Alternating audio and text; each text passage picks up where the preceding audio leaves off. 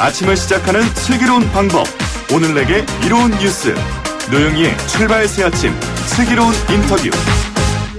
네, 지난 여름 우리 영공과 방공 식별구역에 무단 진입해서 논란이 되었던 러시아 군용기가 또다시 선을 넘었다. 이게 지금 3개월 만의 일인 것 같아요. 네, 내년부터 적용되는 주한미군 방위비 분담금 한미 양국 간 협상이 또 하와이 호놀룰루에서 오늘까지 열리는데, 이렇게 되면은 미국이 또 우리를 더 압박할 수 있는 게 아니냐 걱정도 됩니다. 우리나라는 정말 계속 돈만 쓰라는 얘기인지 전문가와 짚어보겠습니다. 아산정책연구원의 신범철 안보통일센터장 나가겠습니다. 안녕하세요. 예, 안녕하십니까. 센터장님은 사실은 상당히 젠틀맨이세요. 여러분들 잘 모르시겠는데. 당황스럽네요. 아, 그래요? 인상도 되게 좋으시고, 예, 제가 우리 그 초대 손님들 중에서 가장 인정하는 젠틀맨입니다. 자. 감사합니다. 예, 그러니까 열심히 한번 오늘. 러시아 전투기 6대가 우리나라 방공식별구역을 제집 드나들듯이 했다. 이게 무슨 말입니까? 그러니까 러시아의 뭐 전폭기, 전투기, 그리고 정찰기가 우리의 방공식별구역을 네. 이번에는 상당히 우리의 동해, 남해, 서해 쪽까지 들어와서 네. 한국을 포위하다시피 이렇게 비행을 하고 돌아갔습니다. 네. 물론 러시아는 그 방공식별구역이라는 거를 인정하지 않아요. 그러니까 이 방공식별구역이라는 게 만들어진 게 한국전쟁 때 군사적 충돌을 막기 위해서 항공기가 한국 번역에 들어오면은 그것을 갖다 경고하고 돌려보내기 위해서 했고, 뭐 한국, 일본 등은 인정해 왔지만 과거에 소련이나 러시아, 지금의 러시아, 그리고 중국은 인정하지 않았습니다. 그러다가 중국과 같은 경우는 동중국해의 방공식별구역을 그으면서 이거를 어느 정도 과거와 입장 다른 모습을 보이는데 러시아만큼은 인정을 하지 않았어요. 네. 그런데 러시아가 인정하지 않았다고 해서 이렇게 방공식별구역을 침범해서 비행하지는 않아왔습니다. 그런데 최근 들어서 이제 러시아도 어느 정도 그러니까 탈냉전 이후에 손상됐던 국력을 좀 만회하고 그러면서 아시아 극동 지역에서의 자신들의 영향력을 보여주기 위해서 이렇게 방공식별구역을 침범하지 않나 생각합니다. 그 해당 국가가 자의적으로 구획을 만들어 놓고 여기가 우리 방공식별 구역입니다 하는 게 그거잖아요. 그러면 러시아는 인정 안 한다 그러면 러시아는 방공식별 구역이 없어요? 예, 러시아는 방공식별구역을 선포하지 않았습니다.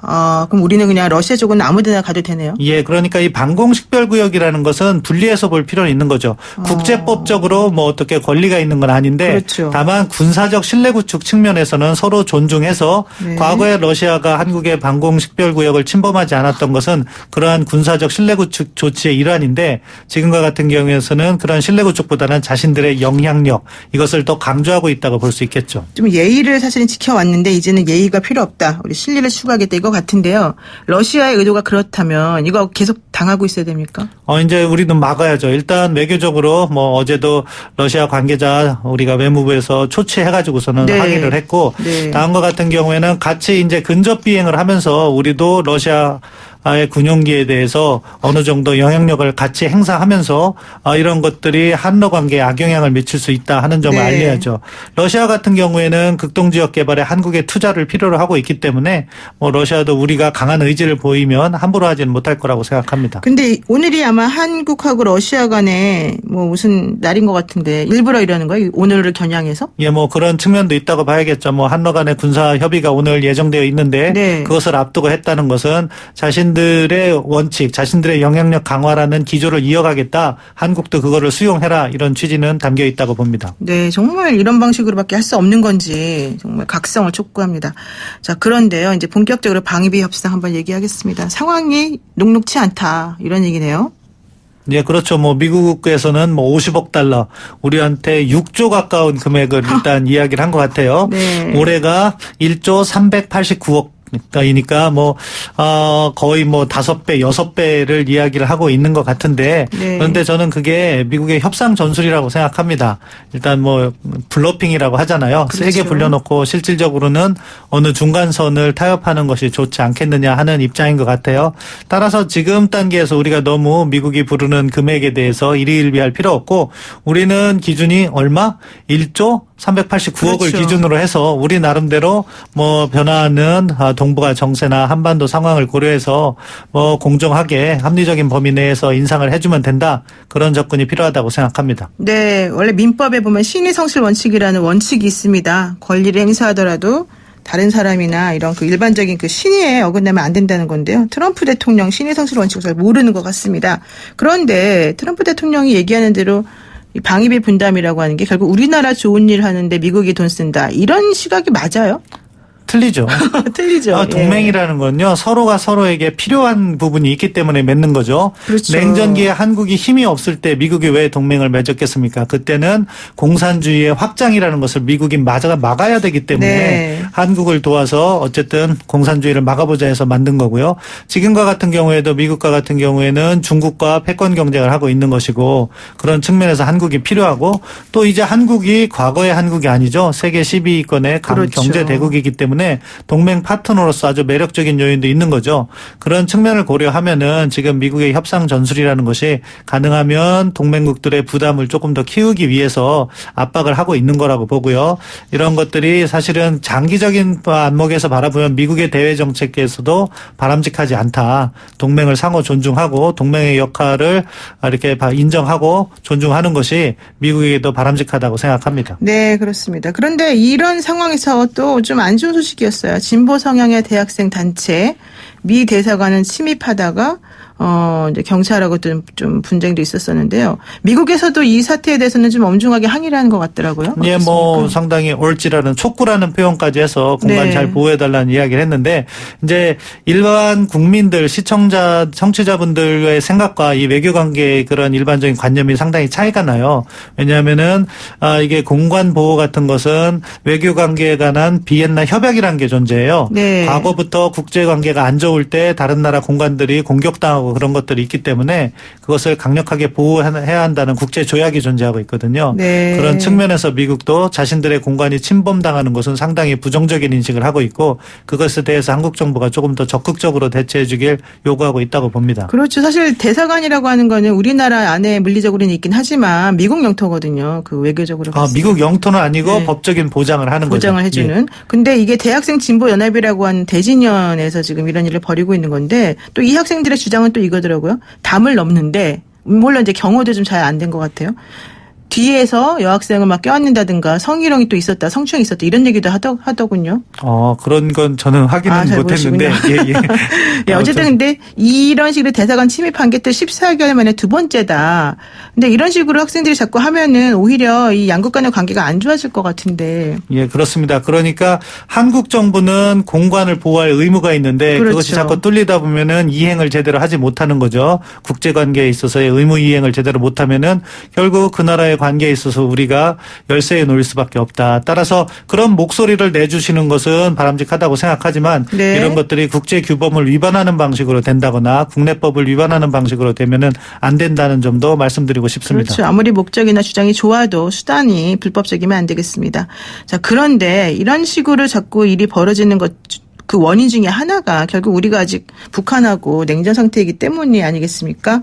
김정은 국방위원장이 백마타고 대내선전을 강화하기도 해서 백마타 왕자님이 참 이상하게 생겼다, 이런 얘기도 우리가 좀 우스갯소리를 했었는데요. 이게 어떻습니까? 지금 자력갱생을 대놓고 외치고 있다, 이런 얘기가 들리던데. 예, 뭐 북한 김정은 위원장 같은 경우에는 지금 미국과의 그런 대화가 잘 진행되지 않으니까 독자 노선을 시사하는 발언을 계속하고 있는 거예요. 네. 최근 들어서 뭐 말씀하신 그 백두산 방문도 그렇고 인근의 공업지역 방문한 것도 그렇고 계속해서 자력갱생을 외치면서 미국의 압박이 있더라도 북한 스스로 헤쳐나갈 수 있다. 그런 메시지를 반복해서 내고 있는데요. 뭐 오늘 노동신문에는 금강산에 가서 또 역시 그 현대 아산이 운영해왔던 시설들에 대해서 흉물스럽다는 이야기 인식을 제기하고, 북한이 독자적으로 이것을 다시 재개발해서 3, 4단계로 개발한다. 그 남에게 의존하는 선임자들의 정책은 잘못됐다, 이런 인식을 피력했는데, 그것도 큰 맥락에서는 자력갱생을 강조하는 그런 틀에서 나온 거라고 생각합니다. 지금 그 금강산 얘기하시니까 또 이 얘기를 안 할 수가 없습니다. 김정은 위원장이 금강산의 남측 시설은 보기만 해도 기분 나쁘다, 싹 드러내겠다, 이렇게 말을 했잖아요. 그러면서 또 한편으로는 남한하고 사이가 좋아야지만 이 금강산 개발이 가능한 이것도 잘못됐고 우리는 남한의 동포들이 원하면 언제든지 금강산 오게 하겠다 이런 얘기도 했어요. 이 얘기는 무슨 얘기예요? 그러니까 금강산 관광을 재개해서 뭔가 좀 해보자 이런 얘기예요? 아니면 우리한테 화를 내는 거예요? 뭐예요? 두 가지가 다 들어있는 거죠. 다 있습니까? 하고 싶은데 잘 안 되니까 일단 화가 난 거고. 네네. 그럼에도 불구하고 뭐 사실은 이 금강산 관광이라는 것은 북한이 상당히 경제적으로 어려울 때 네. 그것이 시작은 김대중 대통령 때 시작됐지 않았습니까? 그렇죠. 어려울 때 우리가 정부와 그리고 현대아산이라는 기업이 상당한 투자를 해서 운영을 했고 북한에게도 적지 않은 수익을 남겨준 그런 사업인데 네. 시간이 지났다고 해서 그것을 갖다가 완전히 무시하는 듯한 발언을 한 것은 바람직하지 않다. 그렇게 보고요. 아무튼 뭐 사진을 보니까 최선희 외무성 부상을 대동했더라고요. 그거는 네. 메시지를 한국에만 전하는 것이 아니라 미국에게도 동시에 전하고 있다. 그러니까 제재 완화, 금강산 관광 같은 것을 할 수 있도록 미국이 양보를 해야 된다는 메시지를 낸 것도 있다고 보고요. 네. 다만 이제 개발 방식과 관련해서 김정은 위원장이 이렇게 분명하게 이야기하는 것은 바람직하지 않다고 생각합니다. 이렇게 되면은 북한 당국에서는 현대아산을 배제할 수밖에 없어요. 이게 재개되더라도 왜냐하면은 김정은 위원장의 말을 바꿔야 되거든요. 근데 누가 그런 보고를 위에 올리겠습니까? 그렇죠. 그렇기 때문에 약간 조금 너무 나간 발언이라고 생각하고요. 이것이 제대로 발전을 하려면 북한도 약속을 지켜야 된다. 이미 2000년에 합의하기를 30년에서 50년 동안 네. 이러한 금강산 개발의 개발권과 운영권 그리고 관련 SOC 건설권을 현대아산에 부여했거든요. 그런 약속은 지켜나가면서 북한도 이러한 금강산 관광이 재개되면은 이것을 갖다가 더 국제적으로 발전시키는 것이 바람직하지 과거의 약속을 깨면서 하는 것은 바람직하지 않다고 생각합니다. 사실 제가 이 약속 안 지키는 거에 최대 피해자예요. 그렇습니까? 네, 그때 당시에요. 50년 동안 그 개발을 잘 보장했기 때문에 금강산 아난티 골프장이 그때 만들어졌었거든요. 예, 그렇습니다. 사자마자 봉쇄가 돼가지고요. 한 번도 못 써먹고 완전 망했습니다. 자, 어쨌든 이런 식으로 하면 안 되겠습니다. 김정은 위원장 잘 듣고 계시길 바라고요.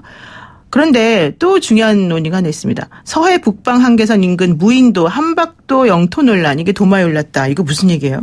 예, 그게 이제 처음에 문제 제기는 이 한박도라는 것이 NLL 남쪽에 위치하는데 북한이 네. 관리하고 있다 해서 문제가 시작됐고, 근데 들여다보니까 북한이 최근 들어서 군사시설을 갖다가 거기다가 운영하고 있다. 그래가지고 국회라든가 여기에서 상당한 문제 제기가 있었습니다. 네. 이게 관리 주체가 상당히 모호하더라고요. 한때는 또 우리 행정구역으로 편입이 됐었어요. 네. 근데 지금은 북한이 운영하고 있는 것이고 정확한 위도를 갖다가 따져보니까 NLL 북방에 있다. 그러니까 우리가 이제 와서 소유권을 주장할 수는 없다고 봅니다. 다만 최근 들어서 남북 간의 신뢰 구축이 진행되는 과정에서 북한이 거기에 군사 시설을 졌다는 것은 사실은 심각한 문제라고 봐요. 왜냐하면은 그것은 아까 신의성실 말씀하셨잖아요. 네. 신의성실에 위배되는 행동이고 또 군사 시설은 실질적으로 우리에게 위협이 될 수도 있는 거거든요.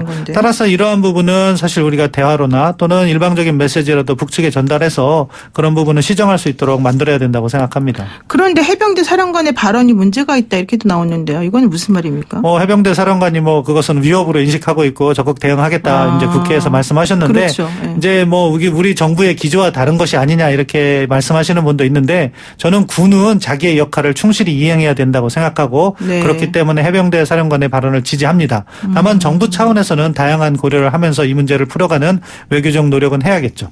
근데 북한은 좀 너무 변덕스러운 것 같아요. 자꾸 이랬다 저랬다 도대체 언제는 동지라 그러면서 좋아하다가 또 언제는 공격할 것처럼 그러고 이거 왜 그러는 거예요? 이게 일이 잘 안 되니까 이런 식으로 해보는 겁니까? 예, 약간 북한의 스타일이 과거에도 그래왔기 때문에 새삼스럽진 않은데요.